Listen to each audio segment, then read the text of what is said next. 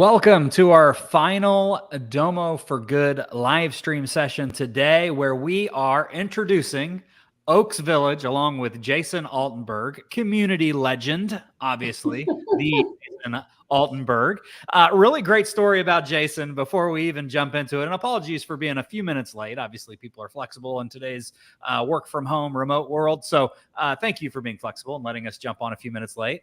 We are excited to introduce this partnership, but I'm more excited to tell the story of when I first met Jason. He comes into the office. We're at Domo HQ, and he goes, "I need to find the Domo for good people." That's exactly what he said to me. Grabbed me by the arm. He goes, "I cannot leave until I talk to the Domo for good people." So what happened at that point, being new to the company, I go, "I don't know who those folks are, but I'll see if I can make it happen." So we're walking down the hallway, and I said, "Ashley." Somebody told me Ashley Pennywell, Pennywell. I don't know. We're going to find Ashley, right? So we go to see Ashley, who is down there, who is our program manager for Domo for Good. And they have a conversation. They're like, "Oh, you got to talk to Julie Kehoe," who at the time was helping Ashley run the program. And they sat down and had a very long conversation about how Jason was going to change the world in our Domo for Good program. So I'm excited to hear about Oaks Village, because I've been an innocent bystander this entire time for the last year and a half, thinking, what in the world has gone on with this partnership?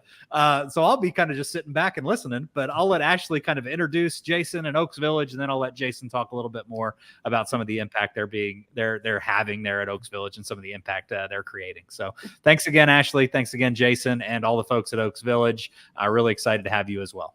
Thanks. Thank you, Eddie. Great introduction. And that day, I was just so glad I went into the office, because I would not have wanted to miss that opportunity to sit with Jason. So super glad to have you on today. I'm so excited to hear your story and get to share with our audience and our community.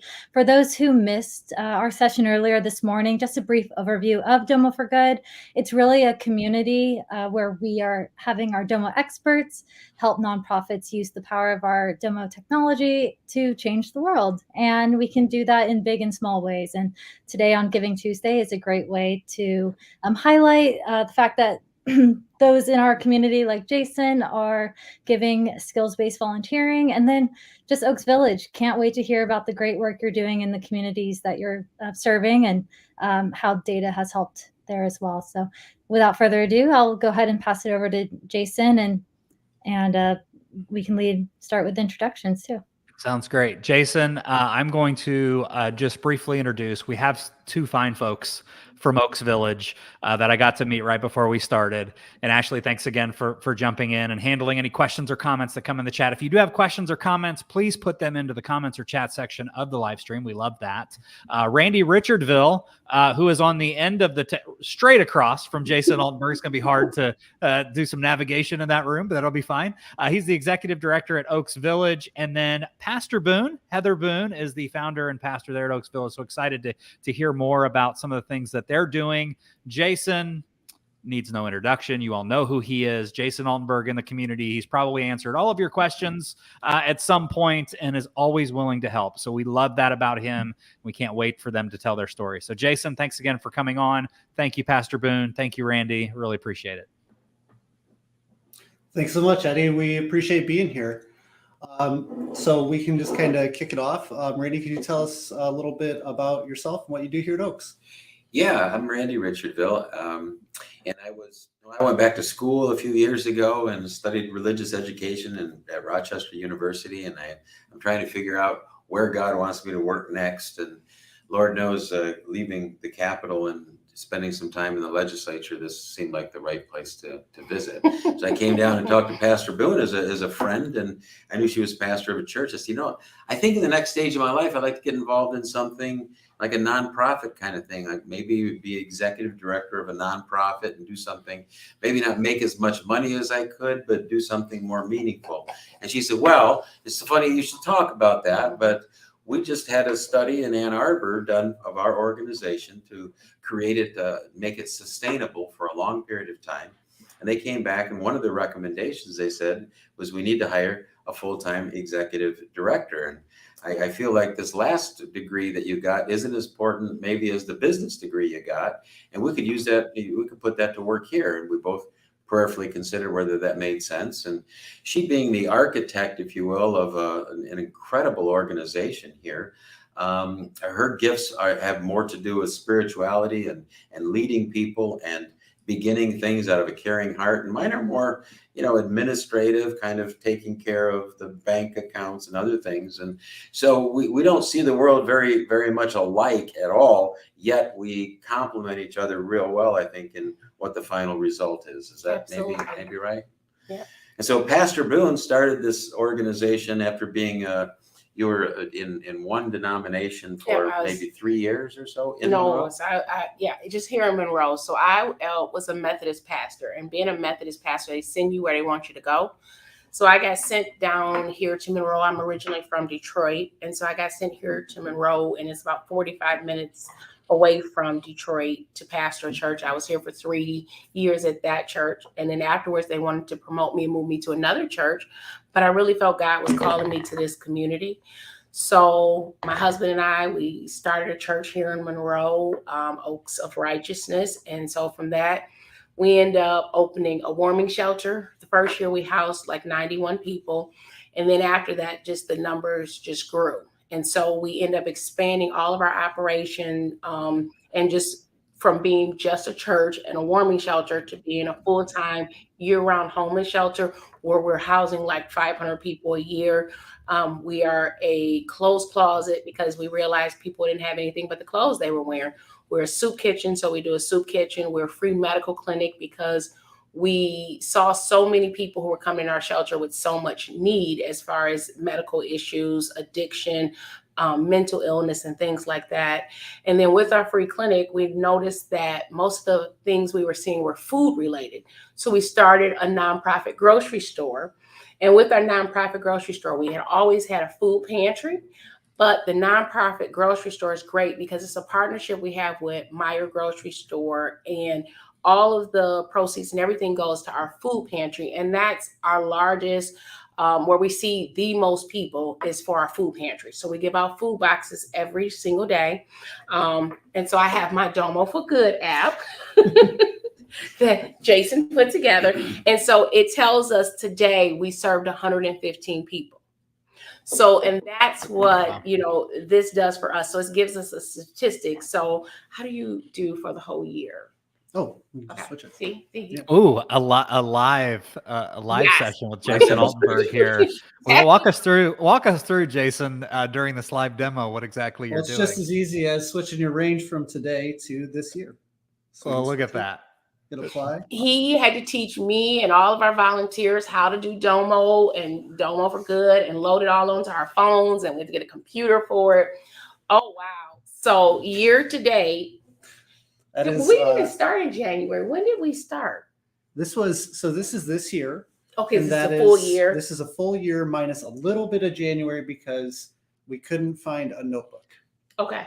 So that is 18.39K. So we have served 18,000 people. And we can now say that for certain because we are tracking it on a daily basis. Exactly. And with this, there is still, there are volunteers that are doing this. As Randy said, there's different folks that are doing it. So sometimes we do have some paper entry that we then key back into the system. Yeah. This is as accurate as we can get. And one of the biggest advantages over this is that we no longer have to go and look for those notebooks. Like we said, we lost one from January, so we don't really know exactly how many people came in the door, but this eliminates that. There's a lot of disadvantages to those paper systems. That was going to be my question. Like what happened before, right? Pastor Boone, Randy, what was it? It was a notebook? Yeah. It was a notebook. You post-it notes flying around the office? Like what? Not an electronic like a clipboard, notebook. right? Just like a clipboard. Yeah. See, that's why I needed these gentlemen, because I'm just like hands-on. I have all these ideas. I just want to save the world and do all this great stuff. Yeah. But the organization and the technology, and so the good thing about Jason had affiliation with our ministry, knew all the good work we were doing. And your son even, did a project and was coming and helping with our food pantry and stuff. So it was just a perfect alignment of how things came together. Yeah. Oaks does a tremendous amount of work, and my son's aunt is heavily involved here, as well as her husband, Rob. And they are the reason why I was shaking your arm, Eddie, is that they helped, this organization helped them out of a place that I don't think they could have gotten out of without you specifically. And because of that, I felt compelled to find a way to give back. And I could have come here on any given day, and I still can sit at the desk and write in that notebook. But I felt compelled to try and do something a little bit different and to do something with my skills. And again, that skills-based volunteering. So I thought, what can I do to help this organization? And I had been at Domo Palooza, where another person that you might be familiar with in the Domo for Good sphere, Mark Brand, was speaking. Yeah. Mark Brand does Save on Meats. And if you heard of the list of things that Pastor Boone has got going on here, that list is very similar to what Mark Brand was talking about with Save on Meats. And so I figured there's got to be some sort of synergy here to where we can apply some of that knowledge and even some of those quick wins about data collection and just being able to have the advocacy in your pocket. And I love seeing Pastor Boone just pull her phone out and say, this is my Domo for Good. This is how I show you how many people we are serving. Because the question before, if Pastor Boone was out in the community or Randy's out in the community and they want to say, we serve a lot of people through our food pantry. That's the biggest area where we see an impact. What's the next question, Eddie? Yeah, the next question is, how do you know that? How many people, right? How do you know that? How many people? How do you know that? Randy, before you, sorry, Randy, I don't mean to kick, because I think you probably of all people could speak to this on the advocacy side, right? You're leveraging that. How are you leveraging that data to then go to outside stakeholders or the legislature or because I don't know of a better tool in my mind, as I'm kind of working through the story, than to say it's on my phone. Look, this is how many people we're serving. This is why I need funding, right? Talk a little bit about that. So I'm going to, before I let Randy say this, so we're using it right now, real time for grant funding. So when I'm writing a grant, when we're writing for a grant, we're able to just look at these numbers and put the numbers real time in, where we're not guesstimating or anything like that. Now, the thing is, Jason is supposed to help us to expand all over, because we also have a free child care center. Like I said, we have the nonprofit grocery store, we have the homeless shelter, we have our clothes closet. So just imagine if we could plug all of this different data in, so we get this picture of how many people we're touching. Where we're located is the poorest area of our county. 75% of children in this community live in poverty. And so people are just amazed at how many people we impact. And so just to be able to show people on an app, or even to post it on our Facebook page, on our website, it is amazing. And when we do a live video and we just pull up our numbers, people are just fascinated because they can't believe that we're doing it, but we've got the data, and data doesn't lie. And most people that know me know that, I ran the Michigan Senate for a while, was involved in politics there. But before that, I was a controller at Lazy Boy, many years ago. And I was a corporate cost guy. So I was taking a look at where the numbers are good, where the numbers are bad, where we needed to put resources, where we needed to eliminate some of the leaks, et cetera, et cetera. And so then, I studied organizational design. I was with a company called Harmon Miller over on the west side of the state. And one of the things when you take over or run a nonprofit, you have to be careful of something they call mission creep. So you're here to help the homeless. And then next thing you know that they're hungry, next thing you know they're sick, and then they have children, and then they don't have clothes, and then and on it goes. Before you know it, you can't do the things that you started to do because you're doing too many things. Well, while they warn you about that, my friend and pastor embraces mission creep and says, oh, here's a need, here's another need, and there we go. And next thing you know, we don't have a ministry, we have a village of ministries.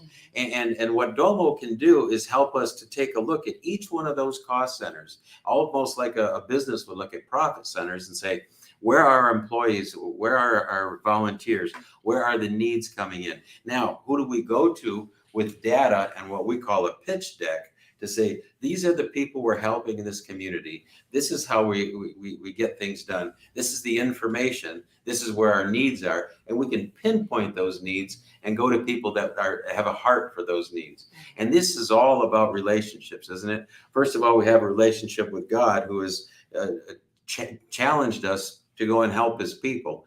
And we call people in, and like I said, a kind of a centripetal organization where people come in here, they see the suffering, they see the hungry, they see the sick, and they go back changed. And then they affect the people that are back where they started, who then come back in, and it goes back and forth like that. And everybody ends up better off because of Domo being able to help us identify our costs and then cultivate the relationships that we have with the community. I couldn't have said that better myself, Randy. Well, I know that it speaks to a lot of like what you do, right? Like you said, Pastor Boone has kind of created this village. So you've got the shelter, you have a feeding program, you have health services, you have human services, you have youth programs, you have events. I can't imagine life was efficient.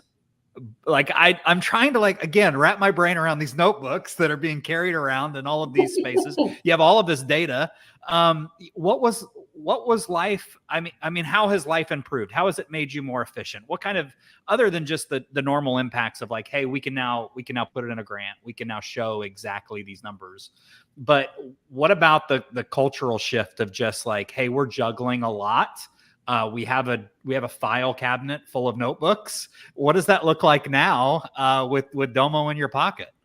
Can I talk a little bit about this? Okay, Just real quick first, I want to just mention that when I came here, I also share something with Randy, which is a history at Lazy Boy, which I did not realize until I came here and started chatting with him.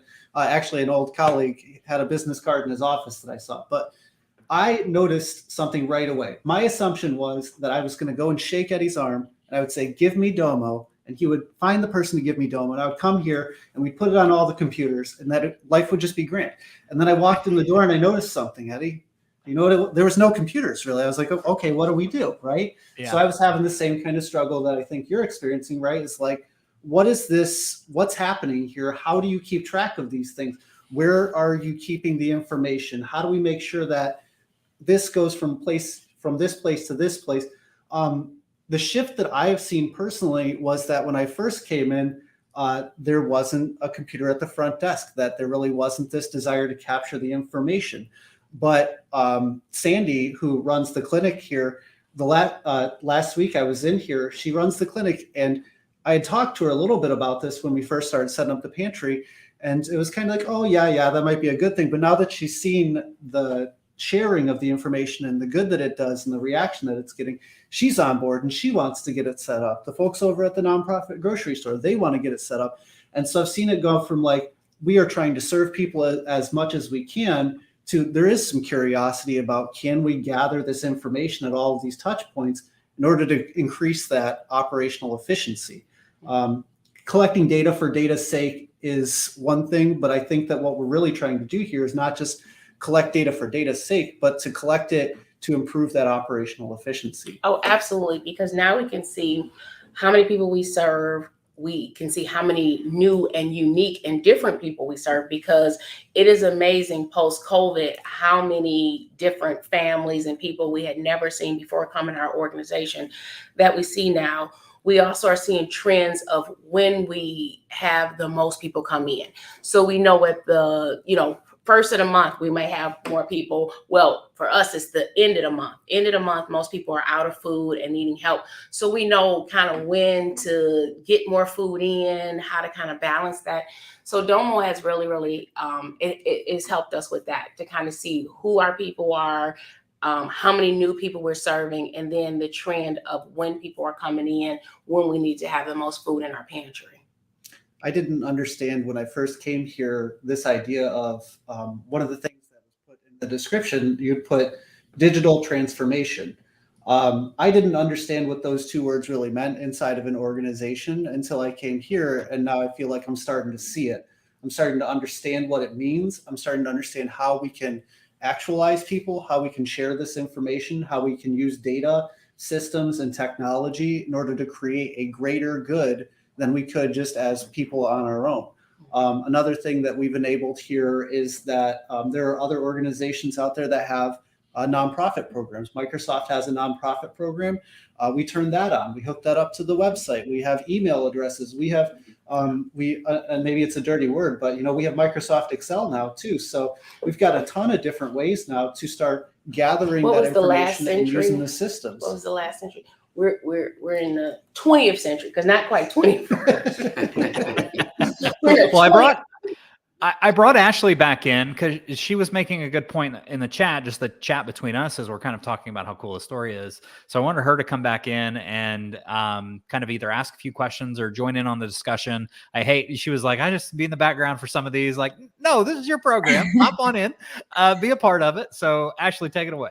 Yeah, so I wanted to point out just to what you were saying earlier with a lot of paper, documents and how to track things prior to like having a computer system in place. And I wanted to call out just that you did see the impact. It was very qualitative, right? You could speak, you're living it.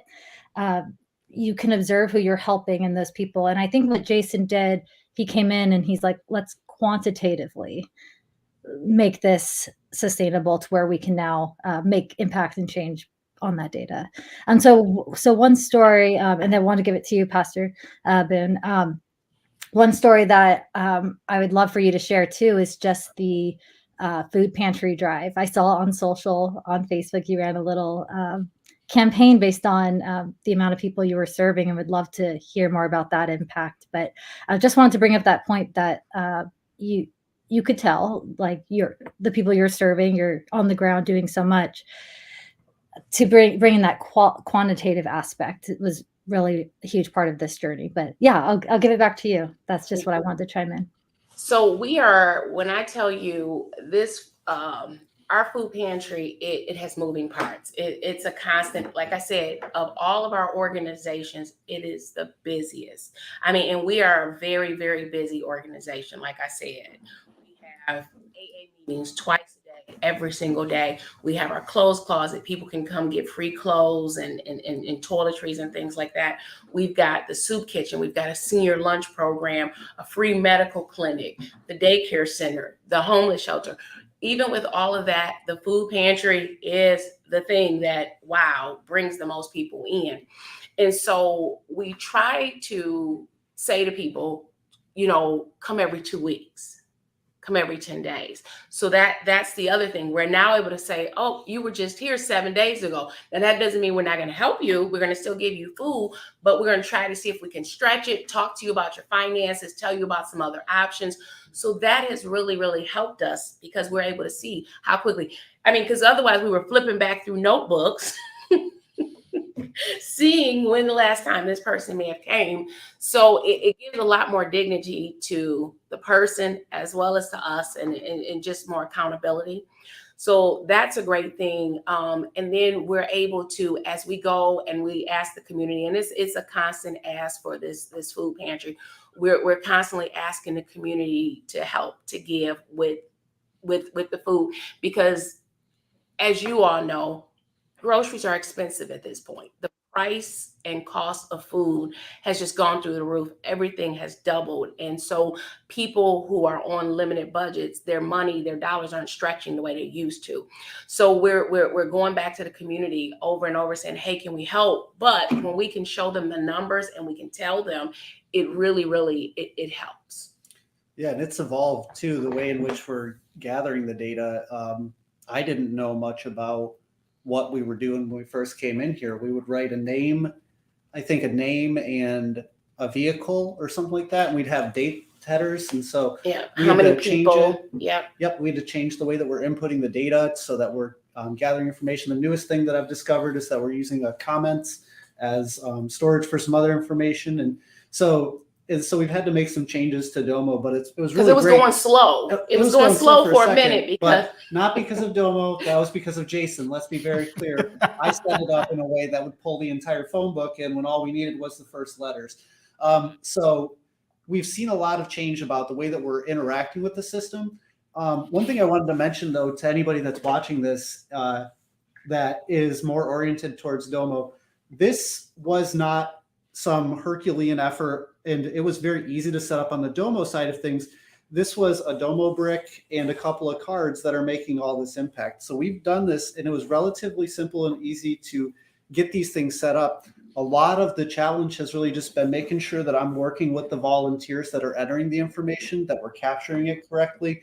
To answer part of that question you're asking too, the one thing I kept coming back to was, so how are we managing the food pantry? Because there used to be two ways to get news in this community, which was the Monroe Evening News and pastors' live streams on Facebook. Now there's really only one, and that's the live streams, because the Monroe Evening News got bought out by some big company, right? So I'd be seeing, and we'd be talking about food going in, food going out. We're getting donations, we're doing this. And all I could think was, like, how do we start tracking this? How do we even start saying and proving to people, like, this isn't just because we gave like one person, all the food today and that's why we're out. But now we can actually show that this is just a continuous cycle where these donations come in, and it's great. Thank you so much. We got a whole case of peanut butter.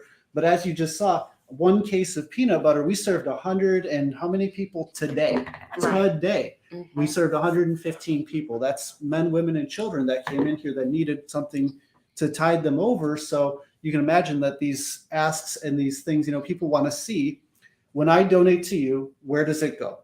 And this is enabling us to prove really quickly on paper, not on paper, on your screen, I guess, or through sharing, through live streams. But we have that information available, and they have it in their pockets to go out and kind of advocate.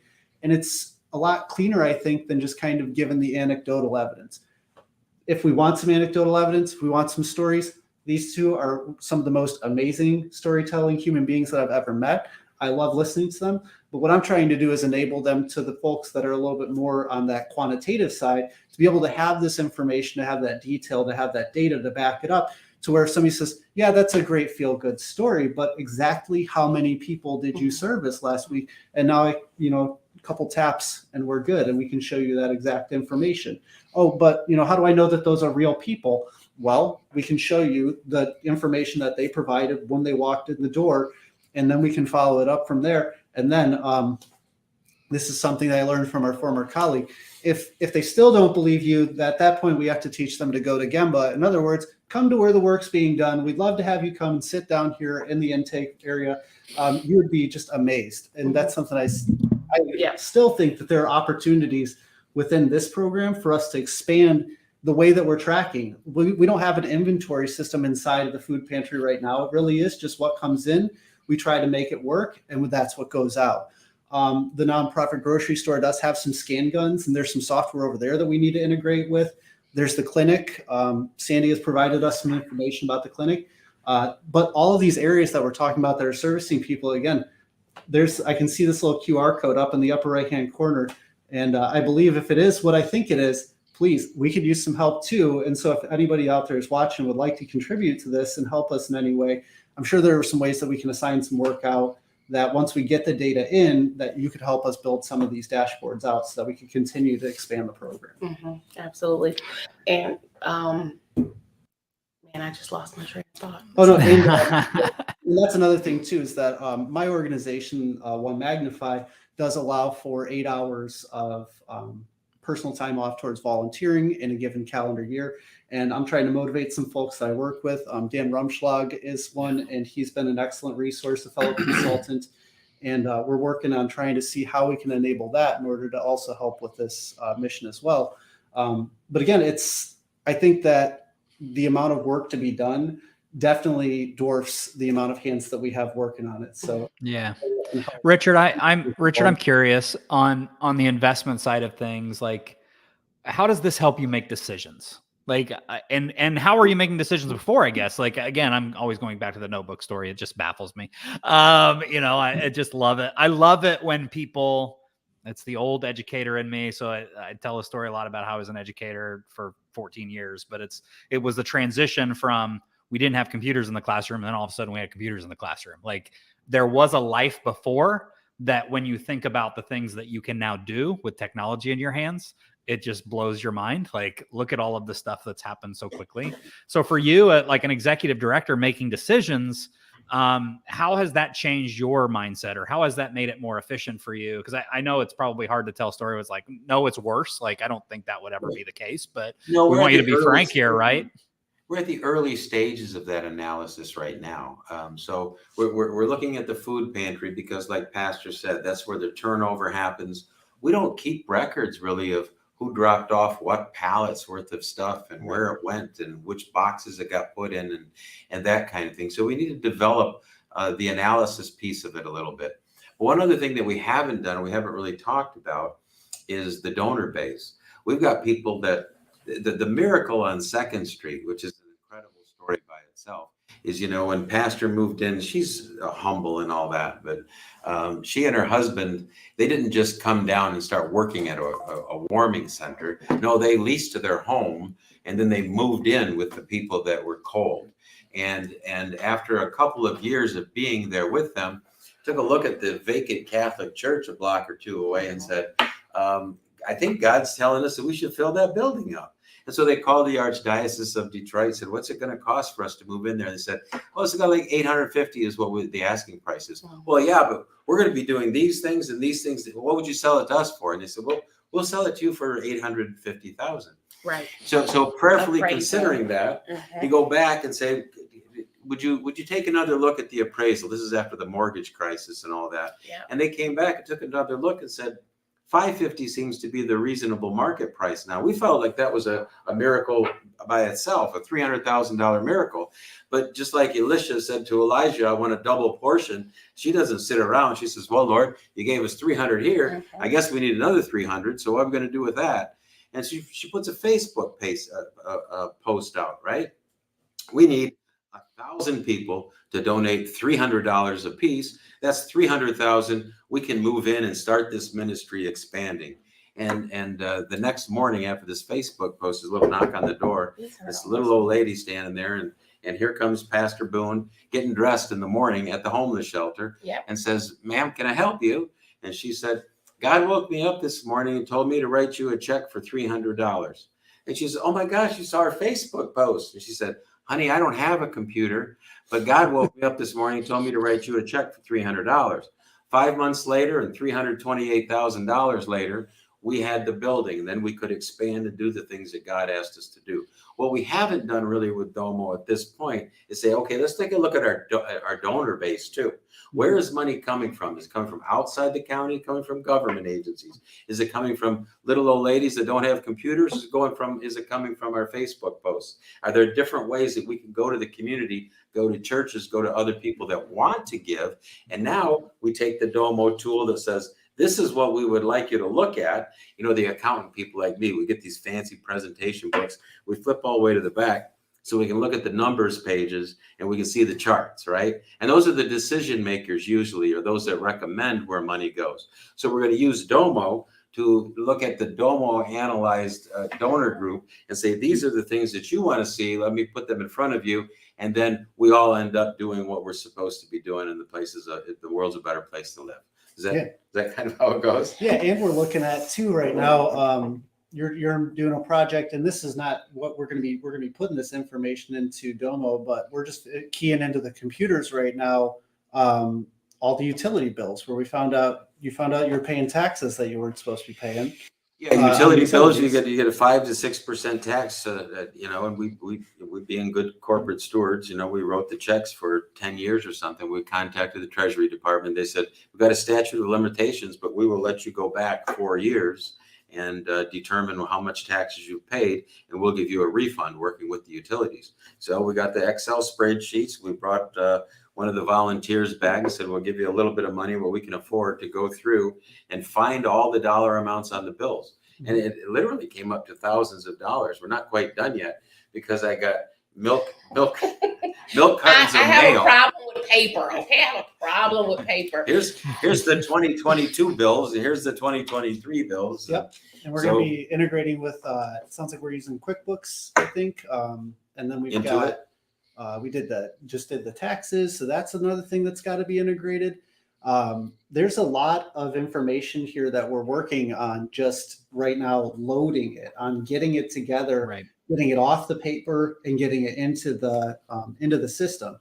So I would say that I haven't done the greatest job yet of being able to enable a lot of high level decision making to be made using Domo, but it's very clearly here. And I think that you can hear it. Randy does understand it. He sees it, that when we don't have, what we're kind of used to, an ERP, we don't have an enterprise resource planning system. We don't have computers everywhere. We're not capturing this all on spreadsheets. How about a balance sheet? Or we don't have these things that right now we're at square one, which was I think it's a big mindset change for me too. It's like, how do we go from like you said, no computers in the classroom to computers in the classroom? Right. I assume that wasn't an easy transition, Jason, to where that first year with the computers, you have like all that information and you understand how to teach with a computer. We're slow rolling it, right? Right. Very, little bits by little bits. Very slow rolling it, because that's it. I'm the holdup. But what's and doesn't Randy, sound like it, Pastor Boone. He did a great job telling my story. I mean, he did a great job. I wanted to make sure I got the approval. I got to tell more people perfectly. But what we are is we have so many volunteers. We are probably one of the biggest volunteer run organization. So I'm even a volunteer pastor. And so most of the people we have are retired people. We have the largest RSVP group, which is the Retired Senior Corps Volunteer people. And so we have all of these retired seniors. And so the person who runs our Domo is a retired teacher who runs our desk. So when you guys are talking about the classroom and not having computers and stuff, this is kind of what we've been. Yeah. And so now the great thing is Domo is been so easy for all of us non-techie, non-computer literate type people, all of us, to be able to get on, type in somebody's name, type in the information, look up, get the stats and all that stuff. So it's been wonderful, because our volunteers, as I said, everybody here is not really techie and hands-on. So that's great. Jason, I'm curious, and again, you guys are, slow rolling it. So do you have alerts set up? Do you have things set up that trigger, do you get notifications? I'm wondering what that process is right now at Oaks Village. Yeah, currently there are no notifications set up. We are relying on going to the dashboard to be able to see what's going on. Really, and what Eddie's talking about is the idea that if we ever exceeded a threshold of anything, that we could start popping notices to your phone. You get a text message. I used to, when I was in IT, I would have something pop up when I got a very important IT ticket. I would know it before I walked in the door. And that's something that I've talked a little bit to Chelsea about. Chelsea's not here with us today. I wish that she was, but she unfortunately had had an issue, brain bleed, a medical issue. Brain bleed from lifting weights. Too heavy weights. And so I know we're praying for her and her recovery. Absolutely. But she handles a lot of the social media campaigns, and something we've discussed is it would be incredible to be able to start utilizing an inventory system inside of the pantry. Once we can start quantifying that, I have talked about using alerts, because it would be a lot different than walking into work on a Monday and walking into the pantry to see with your eyeballs that we don't have enough macaroni and cheese, or we don't have enough cereal, we don't have enough milk today to serve the people that we know are going to need these items through the week. But to have that pop as an alert to immediately know at 7 o'clock in the morning, as I'm getting ready to get to work, I can have something on my phone that alerts me and says, I need to make a Facebook post right now because we are running low, dangerously low on this critical supply for our community.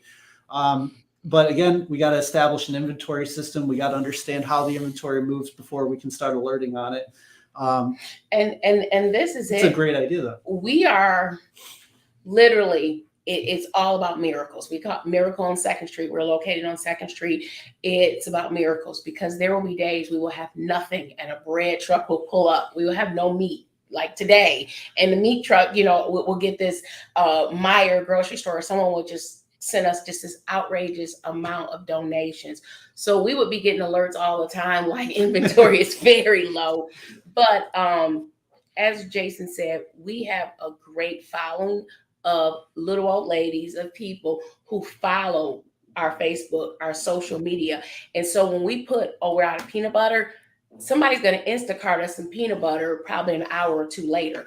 We're going to have people pulling up to in their vehicles, and they have bought all the hot dogs in Monroe. You know, if we you won't find none on the shelf because they're all here. Right. So it is really, really great. So having those alerts where we could put them out earlier and sooner would definitely be amazing. So now you got. And if we can, and if I'm telling you, and if we have that infrastructure in place, that's the kind of thing that I'm seeing for some skills-based volunteers through the Domo for Good program.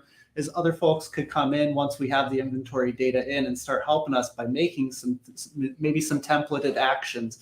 You know, thinking about what you guys know about, which is like workflows and alerts and all that. How do we create something that would take some of the burden off the folks here that they're having to go and manually post this Facebook status asking for, you know, for some hot dogs or something like that? How can we maybe automate those processes? How can we maybe get some of that administrative overhead and take that away? And so we don't have to worry about creating a pitch deck every time we go out to go and service an organization. That pitch deck's in my pocket. That pitch deck is right here. I can run my business, run my nonprofit from my phone, and go and advocate in the community, and all that stuff's handled on the back end. Yeah, you know, Jason, I thought a lot about like, obviously that's future state, and I was thinking like, oh, did I just give Jason like 6 things to do while we're talking through, you know, some of the things that Oaks Village probably is like, oh, notifications, you're going to automate some inventory. I've got 6 kids, so I'm pretty good at delegating. So right. And we'd love to connect those folks that are interested in giving some of that skills-based volunteering, right? Shameless plug for the QR code in the top right-hand corner of the stream to help folks like Oaks Village or other organizations that you might be interested in. So if you are interested, please click the QR code. Please check out the link in the chat. We really do appreciate it. Before we go, I really am curious because we are taking up way more of Pastor Boone and Richard's time than we obviously committed them to. But before we go, I am curious inside your organization on that training of those non-technical people. Again, I'll put my educator hat on and say, I used to tech train a lot of educators. Buy-in can be scary. Tech can be scary. Change can be scary. Now, look, I've had this notebook for 15 years, and this is where I put all of our information in. Now you're telling me I have to use a computer? What's that been like culturally inside your organization? Well, it's definitely been rough. And so you have to think about this. We started a church, and so we just had people sleeping in the basement of our church. We had nothing. So now we have, I don't know, Randy, how many properties? We have all these different properties, all these different locations. We have the daycare. None of this was what we started out to do 10 years ago. In the last 11 years, everything has just grown and evolved, and it's expanded so quickly. And so we were not ready. And so, like I said, we have these little old ladies. So he talked about Sandy in our clinic. Sandy is our nurse. She was a labor and delivery nurse for 40 years. She delivered a baby with a young lady who was homeless. And then she just came over because she found out the lady was living in our shelter to bring her a pack and play. And with that, Sandy ended up saying, I'm going to volunteer. When she started volunteering, we didn't even have a clinic. We didn't have any of that. So when Jason came in and he's going to do all this stuff, she was very skeptical.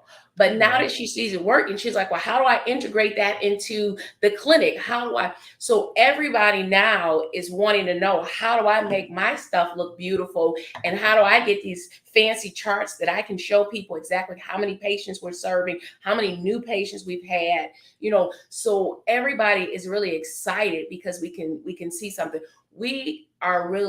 Our organization has just been a boots on the ground. It's just been people who are passionate, who want to do the work. We've got a shoestring budget. Like Randy, when he came in, he's like, how are you open? How are you paying? What in the world? You know, and people are just amazed. And so, like I said, I'm a volunteer pastor. So me and my husband, we were crazy enough. We moved in the homeless shelter with the people, and he just was paying all the bills. And we're just, bothering everybody we know, trying to raise funds. And so this thing has grown, and it's grown into and morphed into this beautiful village, beautiful organization. And like I said, I just thank God for people who see the vision and who can run and take the baton and take us to the next level. And yeah, there's been there was a little bit of pushback. I remember I brought in a Chromebook when I first walked in. I was like, since there's no computer, I'm going to bring in a Chromebook and we're going to try this out. And that worked pretty okay for a second. And then I showed Chelsea, who's she does a lot of the things here too, and she's kind of usually at that desk when I was coming in. And I showed her, you can just pull this up on your phone and you can enter people right there. And she said, well, you can take the Chromebook home with you. I'm never going to use that thing again if I can use it on my phone. And then we talked a little bit. Yeah, Chelsea's got purple hair, and she's been with us now for 2 years too, and she's like super excited. This young person with all these ideals. So it is great that we're bringing in all these different people who are able to do stuff. And then Randy even got us a computer budget. Yep. We got computers all around. You got a tech budget. And the one thing I did want to mention too is that in addition to the phone and being able to do it on a computer and having that at the desk, we also have Domo branded paper. I'm not kidding. That little Domo plus Oaks Village that's underneath Ashley right now, I printed out. I actually I commissioned my wife to do this in Canva. She printed out some paper for some folks that just really did not want to use the technology at all. And we have those forms. And the great thing about those forms is all it takes is a little bit of time for somebody to type those into the computer. We can still keep our data. We can still satisfy all of the needs. And we don't have to really, make those folks that for whatever reason, maybe even can't access a computer, because that's another thing I've had to consider quite a bit. Trish, who I talked about a little bit ago, she actually has kind of the opposite problem. And that's another thing that I'm working on right now, is that she can't do the paper form because she's having some issues with trembling in her hand, some tremors in her hand. So the paper form doesn't work for Trish. The computer forms work so much better. And so we have to, the point is, we have to meet people where they're at in all of these areas. If I can find a way to help the folks that because they want to do good. Nobody shows up at work wanting to do a bad job. If they want to do the work, they want to sit and they want to be the person that's handling the food pantry for the day, the intake and outtake, we've got a number of options. They can do it on their phone, simple and easy. They can do it on the computer, simple and easy. And they can do it via the paper form if they'd like to either. All these methods all work towards the end goal. And that one goal is to show, again, that information, show that data to the people in our community so that we can go out and advocate for all the folks that we know that we're serving here. Right. And I'm glad you mentioned Trish and the homeless shelter, because that's another thing. We house about 500 people a year, but we probably field I don't know, 1,500 phone calls. And, just having to realize, okay, do we have a bed? Do we have, okay, you're a mom with 3 kids this age. Do we have enough enough lower bunk beds to be able to accommodate? Or you're a man, but you walk with a cane. And so Trish is, and Jason have been working on setting up a system where now we will have just central intake for all of our shelter, and then she'll be able to track, and we'll be able with the most accuracy to know if we can accommodate that person when they're calling for a shelter. So again, looking at real-time information. Wow. Baby steps. That's Jason is a legend. I said it before we started, the community legend. Here he is in action. This is absolutely incredible. We've taken up so much of your time. Any parting thoughts, Ashley, Jason, the team, before we end this live stream? How can folks donate to Oaks? What's the easiest way? So the easiest way is through Givelify, and it's just under Oaks Village, and Givelify is just a little app link. Also, if they go to our Facebook page, Oaks Village, Oaks of Righteousness, Oaks Village, there is a buy now button, some kind of PayPal button. They can do it that way. So, or we still like paper, send a check in the mail. and because of the relationships I talked about, come on down and visit. Please. If you see us and you say, I want to come and get a tour, we'll give you a personal tour.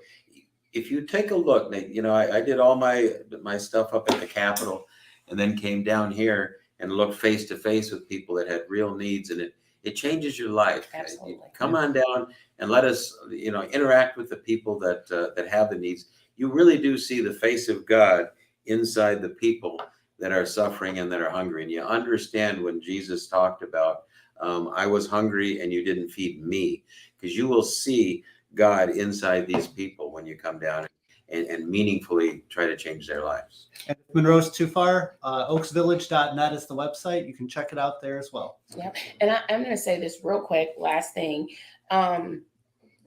With Oaks, it's an amazing thing, and nobody ever comes or gets connected and it doesn't change their life. I remember when Jason came, because he was just working with Lazy Boy and you just wanted to do a give back. Mm-hmm. And when he told me about this Domo thing, I'm like, what is this guy talking about? What is this? So to see it all up and running is amazing, but then also to see the change in you and me, and, you know, so it's been amazing. And so anybody that wants to get involved, has any ideas, we need it. We welcome it. You know, we're open. You know, that's it. I always tell people, if you come with an ideal, you're gonna run with it. You know, this is a great place for that. We're not an organization, we're an organism. Yeah. Well, we are so happy that you guys are finding success with our tools. We're so happy we were able to connect Jason with you and Ashley. Thank you so much again for sharing your passion and running the Domo for Good program. Yeah, thanks so much, Eddie and Oaks Village. Jason, gosh, I'm just so amazed by the story. I love to hear it. I know we're at the early stages. It's really wonderful to see the transformation and just how we're able to use the tool. You're able to use the tool. We all are together to serve more people and advocate for those people at the end of the day. So super excited, Jason. Any final words of encouragement to others who are looking to get involved as a volunteer? Yeah, certainly. I was terrified to come here. I was terrified to walk through the door. It was one of the best choices I think I've ever made. I think that when you feel like that there is something calling you to do greater things, to do better things, listen to that voice, no matter how scary it might be, because it's going to change your life. It's going to change it for the good. I love it. He usually brings donuts every time he comes to. Bring so donuts. bring donuts. Bring donuts. Oh, well, I love that. All right. So we have wrapped up our Giving Tuesday live streams. A reminder to everyone, just like Jason, who has felt like, you know, I don't know if I could walk in these doors. He's made a very large impact with just a small grab of the arm, and small in quotes, because he grabbed small by the arm and said, I need to find the Domo for Good people. And I think we're just really proud that we were able to share these stories with you today. Ashley, thank you for your time, for being on these with me so that I was not alone telling these stories. And thank you to Jason and John for telling all of the NPO stories that we found today. Just a great chance for us to get to know these folks, sharing your time and expertise and your heart with us. We really do appreciate it. Thank you, everybody, for joining. Hopefully next year we can bring even more stories. I think already Ashley and I are talking about like, oh, it'd be cool to tell maybe 6 of these during Giving Tuesday next year, and maybe hear about some of the updates. I need notifications from you, Jason. I need some automation. I need inventory, all to put on your list, but he's going to need help. So click the QR code and donate your time to help Jason build out those things. Thank you, guys. Thank you to Richard. Thank you to Pastor Boone, Ashley, and Jason. We'll catch you on the next one. Thanks all. Thanks. Bye.